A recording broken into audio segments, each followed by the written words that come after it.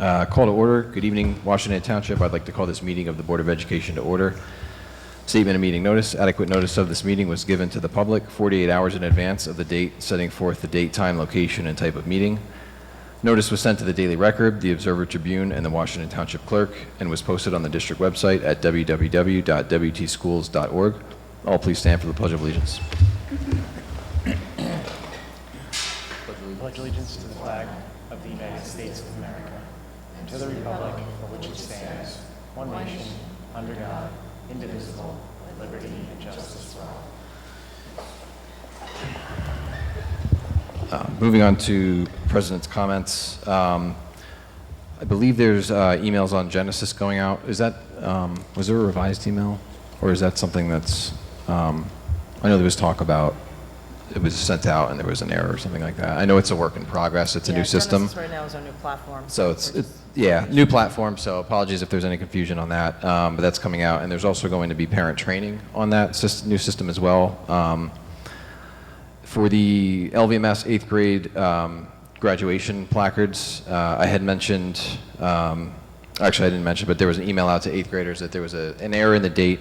And so those have all been re-signed and sent out to all the 8th grade parents. I think that was really it. I don't have any other prepared comments for tonight, but if there's anything else, thanks.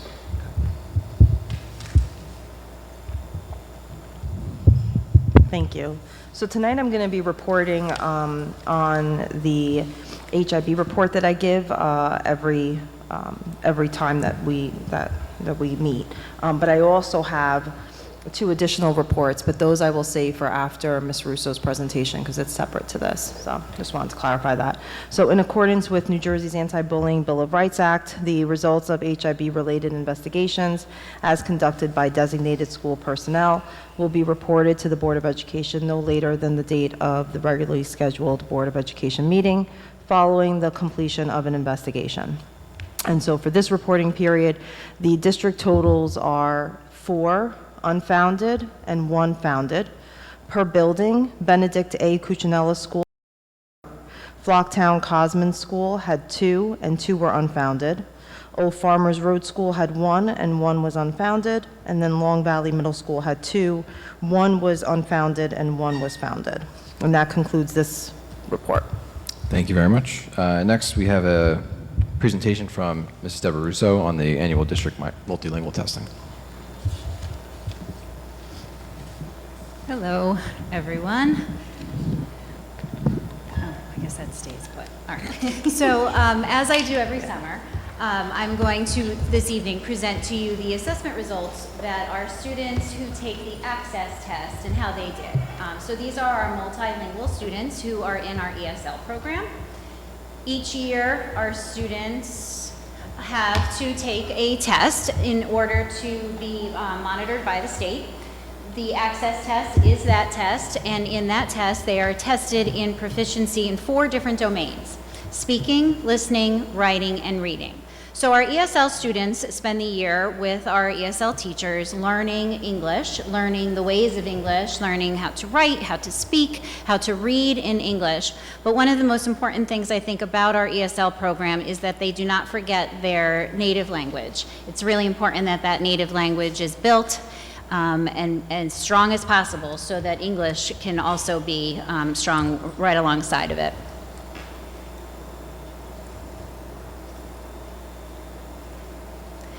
The test is broken up, like I said, in different components. So they have an oral language score, they get a literacy score, a comprehension score, and then their overall score, which adds in reading, writing, listening, and speaking all together. In order for a student to exit the ESL program, they must receive a 4.5 overall composite on this test as one of the criteria points to exit our program. The other point would be that they're doing well in their classes. So the teacher would go in, observe, discuss the proficiency in all of their classes, and make sure that they're doing a good job, and then they can be exited from the program. So again, this test is one piece of that. I don't like standing behind it. It's like old school teaching. Except my clicker doesn't want to work.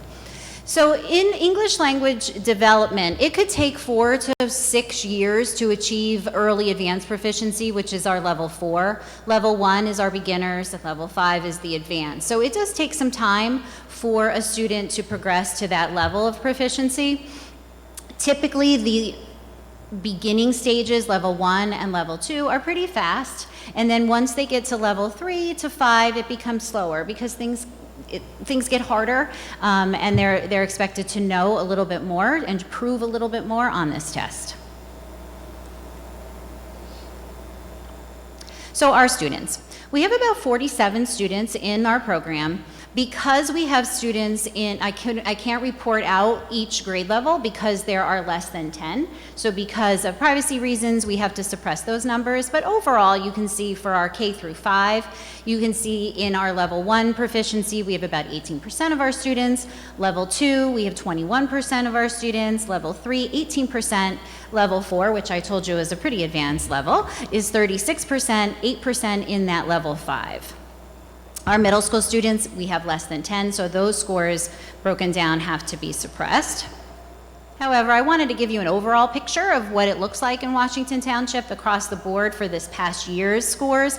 Now, with our ESL students, they are, very flex in their development. So it all depends on who's taking the test and when they're taking the test. You really can't compare years before numbers to the current year, but looking at it overall, you can see that our students are achieving pretty high levels, level 4 being at 34%. So we are making sure that our students that are receiving these services are getting the most out of them. Another piece of the mandated process in this reporting is to report out on our subgroups.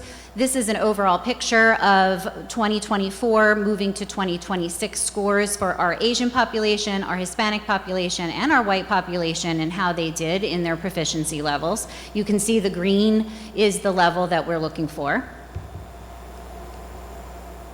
This is broken down for another subgroup, which is our program for free and reduced lunch and our special ed program. So again, you can see scores over time, 2024, 2025, and 2026, and seeing the level of proficiency for our students within that subgroup.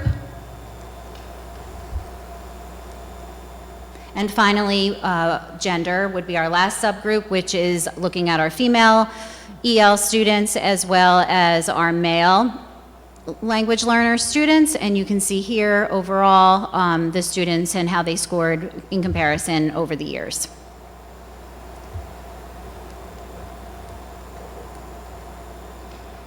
One of the aspects I believe to be the most special about this program is the students' variety of languages that are spoken in Long Valley.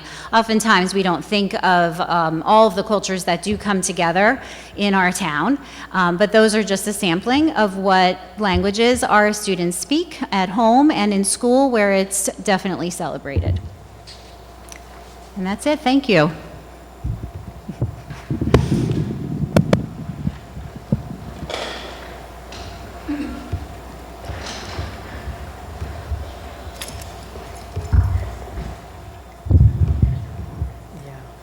Okay, thank you again, Mrs. Russo. And really a testament too, we were discussing this week, to the teachers that are committed to this program as well, as we see their scores excelling.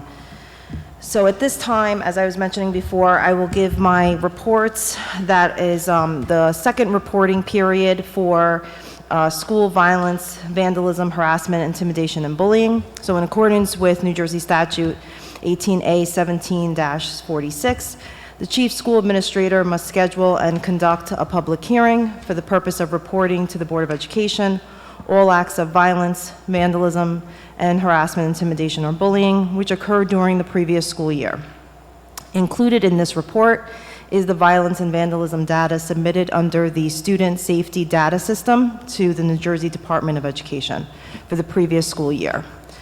So the incidences within this reporting period, again, this is reporting period 2, there were 7 incidences of violence and vandalism at Benedict A. Cuccinella School, 4 incidences of violence and vandalism at Flocktown Cosman School. There were 0 incidences of violence and vandalism at Old Farmers Road School, and there were 4 incidences of violence and vandalism at Long Valley Middle School. And that also includes within those reports, harassment, intimidation, and bullying.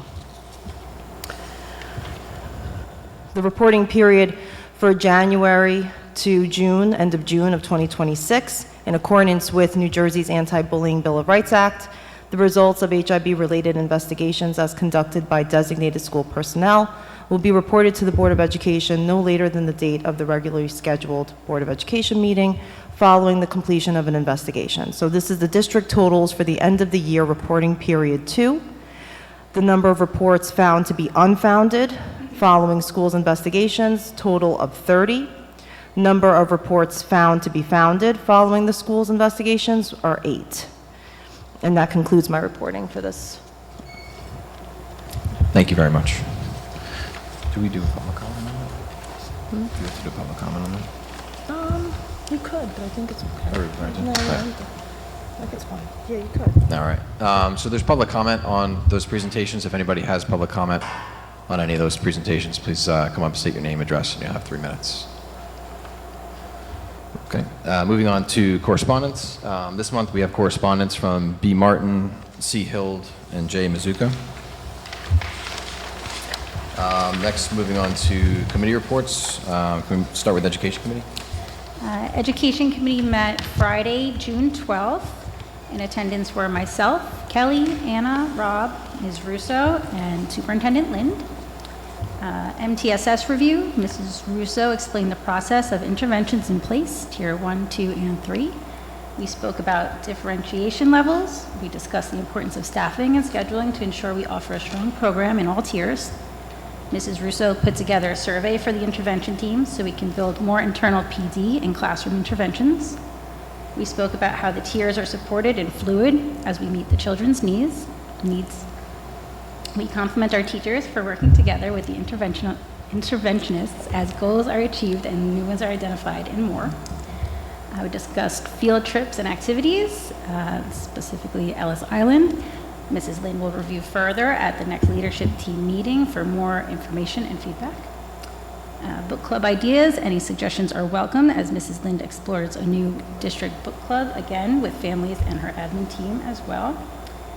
Summer work, a review of our curriculum, and some additional videos made for families, such as math pathways.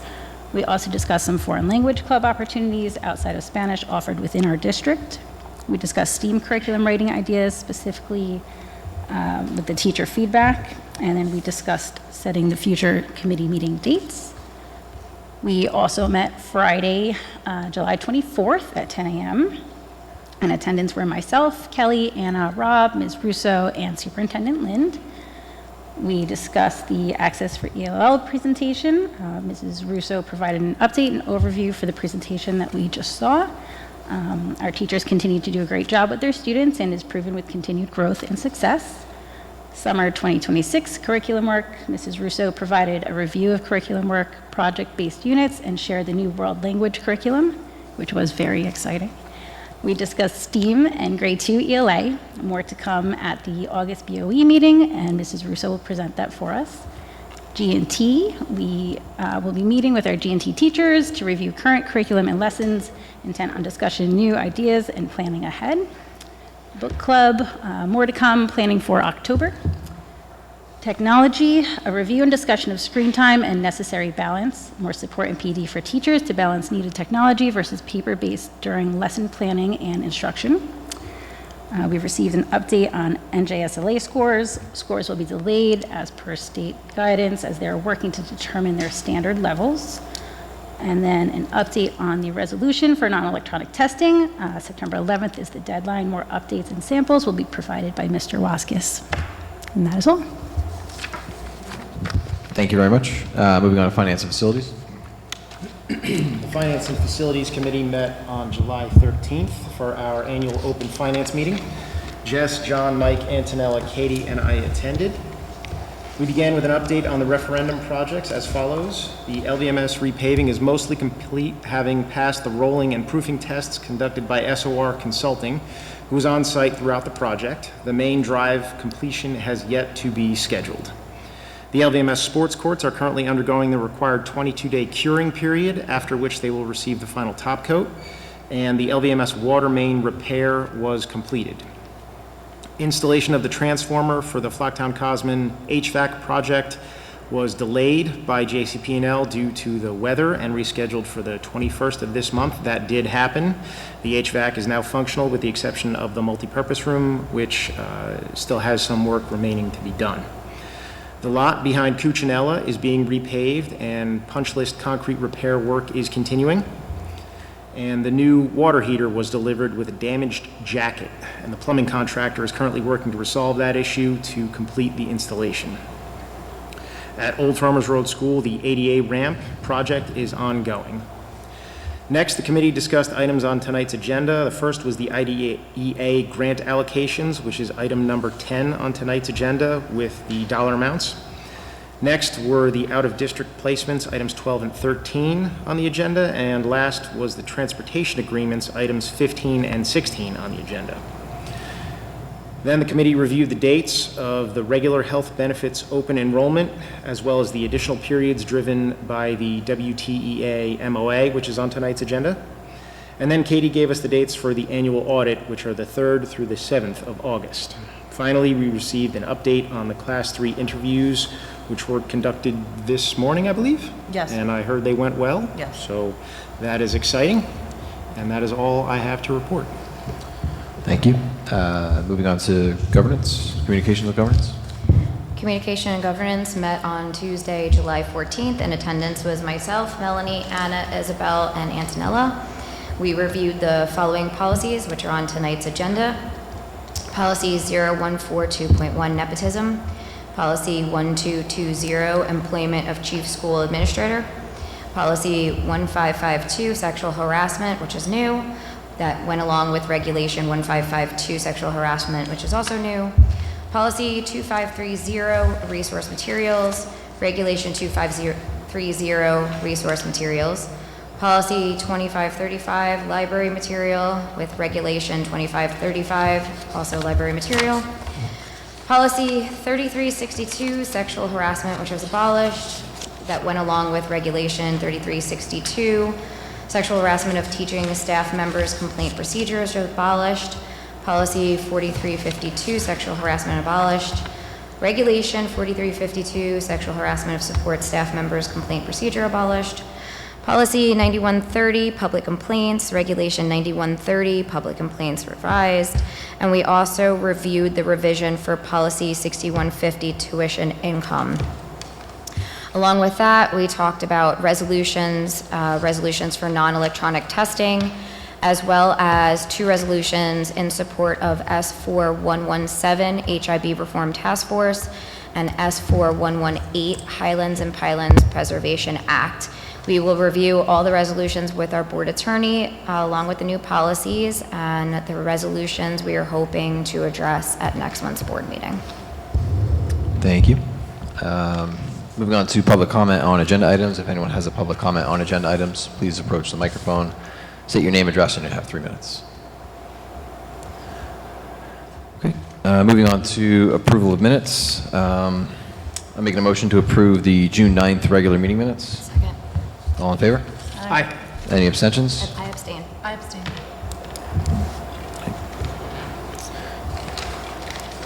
Moving on to agenda items, education. Can I have somebody please move education?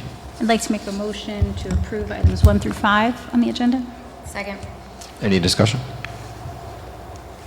Roll call? Mrs. DeSico? Yes. Mrs. Sciano? Yes. Mr. Waskis? Yes. Mrs. Bratton? Yes. Mr. Catano? Yes. Mr. Olmstead? Yes. Next, can I have somebody please move finance? Finance would like to move items 6 through 24 on tonight's agenda. Second. Any discussion? Roll call? Mrs. DeSico? Yes. Mrs. Sciano? Yes. Mr. Waskis? Yes. Mrs. Bratton? Yes. Mr. Catano? Yes. Mr. Olmstead? Yes. Next, can I have somebody please move personnel? Personnel would like to move item number 25. Second. Any discussion?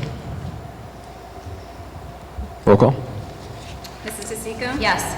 Mrs. Sciano? Yes. Mr. Waskis? Yes. Mrs. Bratton? Yes. Mr. Catano? Yes. Mr. Olmstead?